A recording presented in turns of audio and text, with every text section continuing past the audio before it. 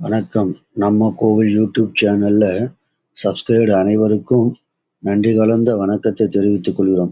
நம்ம கோவில்ல அச்சுத நாராயண பெருமாள் சன்னதி பழஞ்சூர் கிராமம் இருக்கக்கூடிய உற்சவத்தை இந்த முறை நம்ம கோவில் யூடியூப் சேனல்ல பதிவு செய்துள்ளோம். ஒவ்வொரு வருடமும் மகர சங்கராந்தி நன்னாளிலே பெருமாளுடைய திருவீதி உலா ஒவ்வொரு வருடம் சிறப்பான முறையில் வாளேற்றி நடைபெறுகிறது.